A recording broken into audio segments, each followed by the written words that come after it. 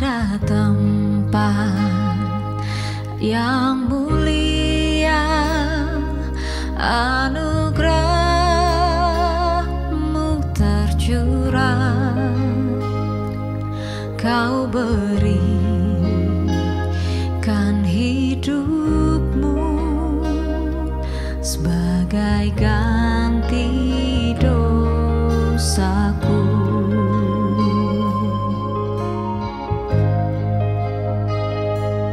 Lebih dari yang kukira, pengampunan yang kuterima,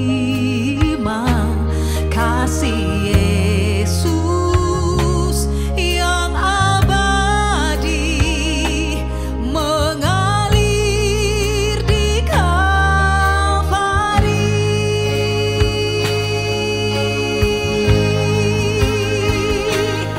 Oleh karena salib-Mu, seluruh hidupku milik-Mu.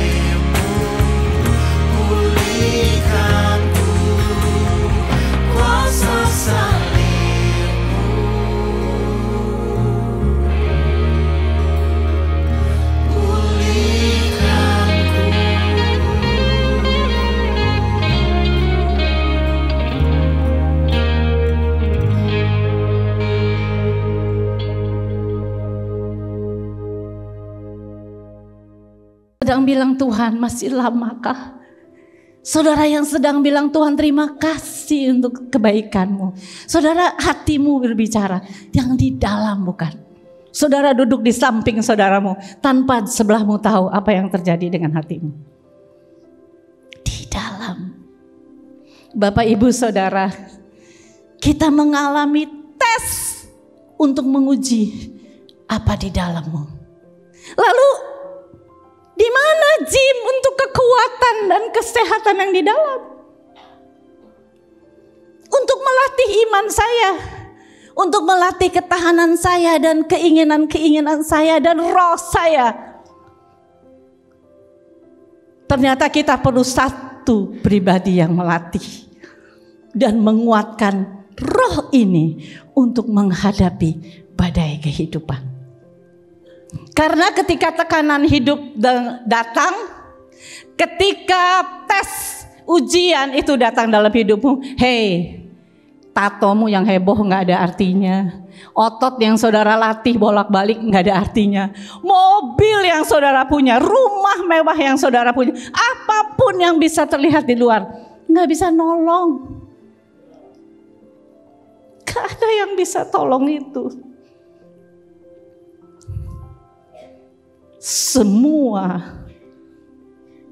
orang, betapapun kayanya, pintarnya, cantiknya, kerennya, hebatnya, pasti akan melewati ujian kasih.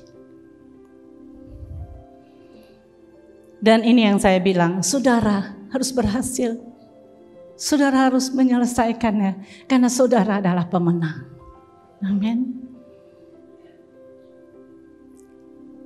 Siapapun saudara, kita bisa kuat di satu sisi bagian dalam kehidupan, tapi kita lemah di sisi yang lain. Iya kan?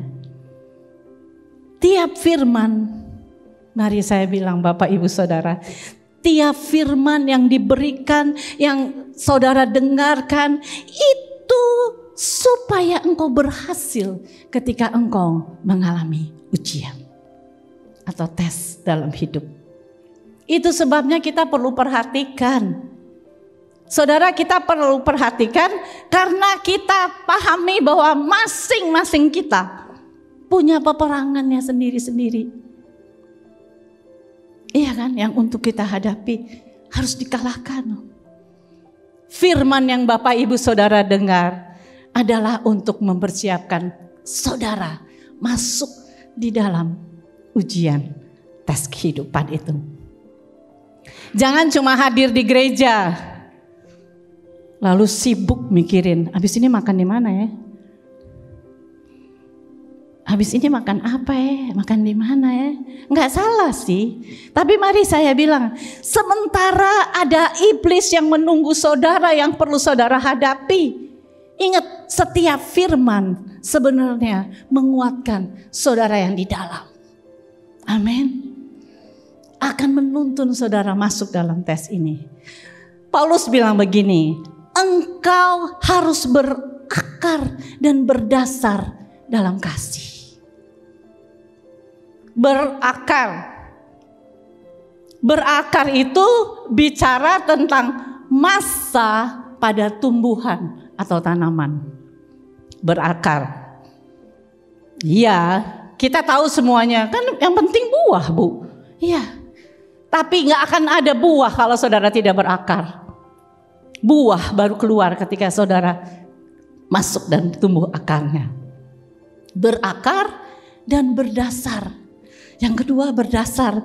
Berdasar itu bicara proses ke dalam juga. Berdasar adalah yang di dalam. Kalau saudara ingin bangun sesuatu bangunan, yang paling banyak saudara harus keluarkan biaya adalah bikin fondasi, bikin dasar. Dasar itu penting. Saudara, perhatian kita harus lebih banyak buang uang dan memberi perhatian khusus untuk bangun fondasi, bukan bangunan yang ke atas. Saya ingat apa yang terjadi di Turki. Saudara, dengan gempa, dengan goncangan yang hebat itu, bangunan rubuh semua, runtuh lebih banyak apartemen. Saudara, yang saya baca dan pelajari, sekarang sedang dicari siapa kontraktor yang bangun itu. Tak mau cek bahannya, bukannya udah telat, udah hancur, udah rusak, udah berantakan, baru mikir dasarnya gimana sih waktu itu. Mari saya bilang, ini contoh yang berbicara kepada kita.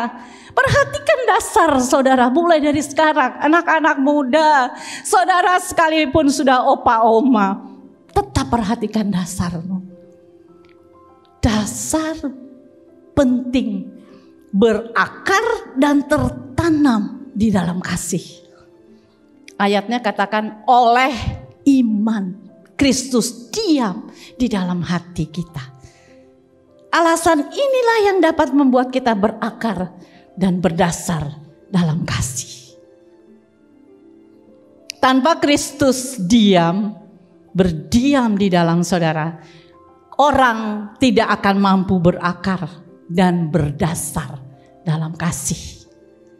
Tanpa Kristus diam, tidak mungkin kita bisa berdasar. Semua yang muncul, semua yang keluar, meluap dari hidup saudara, biarlah keluar, meluap dari kasih. Amin. Dan apapun yang dibangun di atasnya, biarlah karena kasih. Perhatikan dua hal ini. Tumbuh, bicara yang di dalam. Soal yang di dalam. Dibangun artinya apa yang saudara tambahkan di atasnya. Ya kan? Itu tetap menjadi perhatian kita. Dibangun artinya apa yang saudara tambahkan di atas fondasi yang saudara punya.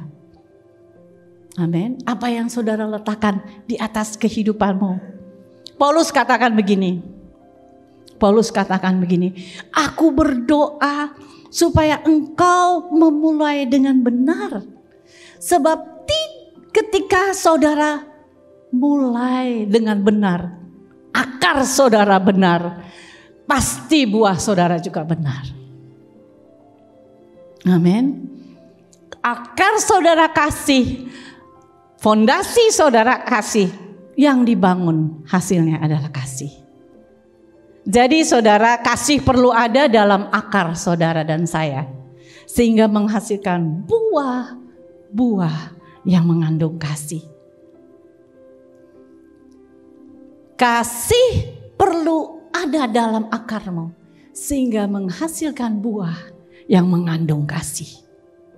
Sebab kalau akarmu itu kejahatan atau iblis, hasil buahmu pasti yang keluar adalah yang jahat. Ya kan? Kalau akar saudara saja sudah jahat, mau harap apa yang keluar? Pasti yang jahat. Paulus doakan bukan untuk hasil akhir. Paulus doakan untuk yang di awal. Akar saudara dan saya perlu benar supaya hasil yang dibuahkan benar. Bapak Ibu Saudara, kita perlu lulus dalam tes ujian kehidupan. Saya tidak tahu saudara sedang hadapi apa. Kebenarannya bisa, semua akar saudara bisa terlihat ketika ujian itu datang. Tes kehidupan cuma untuk melihat apa isi akar saudara. Iya kan? Tes kehidupan cuma akan lihat apa yang menjadi dasar saudara. Tes cuma akan melihat bagaimana dasarmu. Saya Saya suka sekali dengan cerita ini. Hampir setiap kali saya sharing, saya akan mention tentang pribadi ini, yaitu Yusuf. Yusuf, jika ada orang yang layak membalas kejahatan bukan dengan mengasihi, dialah Yusuf. Ya, kita baca bahwa saudara-saudaranya membenci dia. Mereka ingin membunuh dia. Tetapi akhirnya menjual Yusuf kepada perbudakan. Tahun-tahun berlalu, Yusuf mengalami hal yang tidak enak, yang menyakitkan, ujian hidup yang gak enak. Dalam bentuk masalah. Dan saya tahu itu pasti sakit hatinya. Namun Yusuf mempertahankan sikap baik. Dan Tuhan terus memberkati dia. Yusuf memilih tetap mengampuni, menerima, dan mengasihi saudara-saudaranya. Saya merenungkan, tidak mudah, tapi akarnya jelas. Kita bisa lihat bagaimana dia memutuskan untuk mengasihi. Bapak, Ibu, Saudara, satu kebenaran penting tentang kasih adalah kasih dapat melukai. Kasih bahkan akan melukai saudara dengan parah. Ini ada salib. Salib di belakang bicara tentang kasih sampai terluka. Iya kan? Kasih terhadap apapun dan terhadap siapapun akan menghancurkan hatimu. Tapi saudara tetap akan bangkit sebab saudara paham dasarmu adalah benar. Amin. Tidak semua yang enak dan nyaman itu baik untuk pertumbuhan kita. Dalam beberapa situasi justru dibutuhkan ketidaknyamanan untuk menumbuhkan kita, bukan? Dibutuhkan ketidaknyamanan untuk menumbuhkan kita. Saudara pahami, saudara ada seperti sekarang saudara memilih untuk beribadah, saudara lewati banyak krisis hidup kan? Saudara lewati banyak proses, bukan? Dan saudara akan setuju biar yang gak enak itu kemarin, ternyata yang tidak nyaman itu ternyata untuk pertumbuhan saya, bukan? Pak Joni bilang begini, pengenalan akan Tuhan memampukan kita percaya pikirannya dan tanpa perlu mengerti jalan-jalannya. Jadi saudara diam sekali, takut dites ya? Enggak apa-apa, teruslah melakukan hal penting dan berbuat baiklah, serta hidup dalam kasih. Berjalanlah dalam kasih dan milikilah sikap yang baik satu dengan yang lain.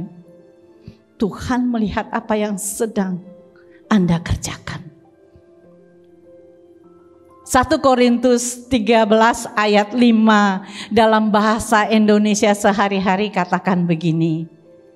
Kasih tidak angkuh, tidak kasar, ia tidak memaksa orang lain untuk mengikuti kemauannya sendiri. Tidak juga dapat cepat tersinggung dan tidak dendam. Saudara, kasih Tuhan memberi kita kepercayaan. Kasih Tuhan membebaskan kita dari rasa takut dalam menghadapi keadaan yang menantang. Kasih Tuhan mendorong iman kita dan merevolusi cara hidup kita.